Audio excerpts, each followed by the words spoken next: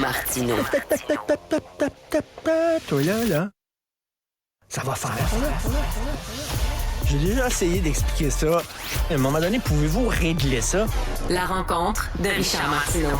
Richard, bonjour. Salut. Écoute, deux petites nouvelles économiques qui montrent que le modèle économique des pays occidentaux est en train de craquer de toutes parts, tous côtés. Si c'était des entreprises, ces pays-là, les membres du conseil d'administration diraient, écoute, on s'en va dans le mur. Deux nouvelles. En France, tu as vu, là, il y a toute la controverse sur l'âge de la retraite. Ben oui, on repousse à 64 ans l'âge de la retraite, puis on veut brûler les rues. Là. L'âge de la retraite, puis là, tous les gens sont énervés, puis tout ça. Et dans le National Post, on dit qu'au Canada, la dette a doublé en 15 ans. Au cours des 15 dernières années, la dette a doublé. Tu regarde ça, là, dans les pays en Occident, parce que dans les pays émergents ou du tiers-monde, on fait des enfants. On ne fait pas d'enfants. Il y a de plus en plus de gens qui vont à la retraite. Mm-hmm. Les gens vivent plus vieux, donc il faut leur payer des retraites, des fonds de pension. Ils sont souvent plus malades, ça coûte plus cher les soigner. Exactement. Il y a de moins en moins de travailleurs, etc. La dette explose.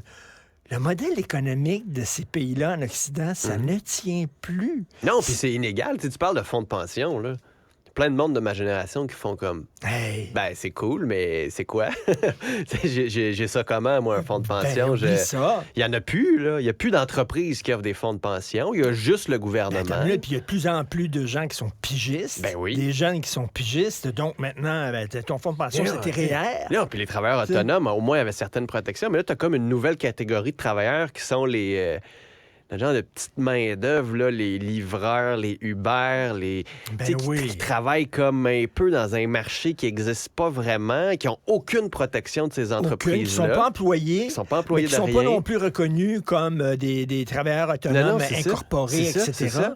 Donc, qui sont entre les deux, qui se font presser le citron. Les jeunes, ça ne sera vraiment pas droit. Avec l'inflation, ajoute l'inflation à ça. Puis c'est les fonctionnaires qui disent, on est mieux, les gens qui ont notre job sont mieux payés dans le privé. Attends une minute, là, vous avez... Calculer le fonds de pension. Vous avez un fonds de pension...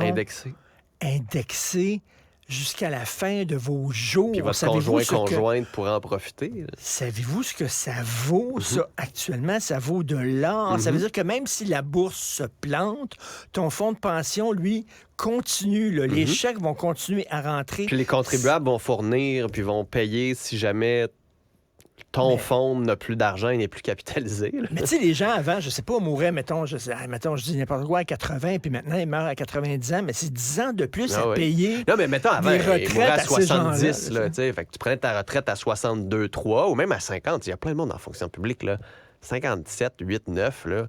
Ça fait 25 ans que tu as travaillé, tu es capable de prendre ta retraite, puis d'attendre, puis de repousser toute la retraite publique de la Régie des rentes et autres à 65, 67, 68, puis de la bonifier, puis de combler ça, puis de... Tu sais, il y en a plein qui ont arrêté de travailler à 55, 56, là.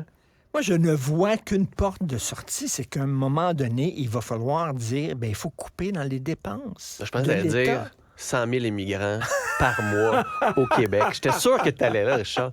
Avec la francisation, c'est plus... D'ailleurs, en passant, il ne s'est rien passé. Les Three Amigos, ils sont arrivés à aucune entente concernant les tiers pays sûrs. Ben non.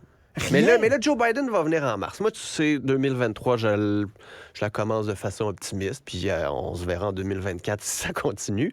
Mais Joe Biden s'en vient en mars. Ça veut dire que pendant les prochains mois, j'espère que le téléphone va se faire lever et qu'on va se parler, puis qu'on va arriver ici avec quelque chose de plus concret. Parce que sinon, le gouvernement va échouer. Tu dis, ces trois-là se sont réunis, puis ils sont arrivés à rien. Mais je pense que M. Biden espère que Justin Trudeau envoie des gens en Haïti, puis ça pourrait être le jeton d'échange. T'sais, si on règle la situation en Haïti, ou si le Canada agit en Haïti, on serait en mesure, après ça, à la frontière... En Haïti, les gens se ruent dans les bureaux là, pour avoir des passeports américains, pour pouvoir...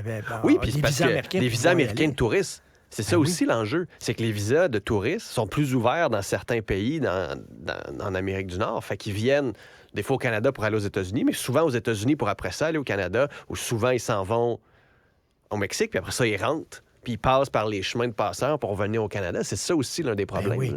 Non, c'est pas évident. On n'est pas sorti du bois. Et pour ceux qui nous regardent, il y a une nouvelle coupe de cheveux, Philippe Vincent.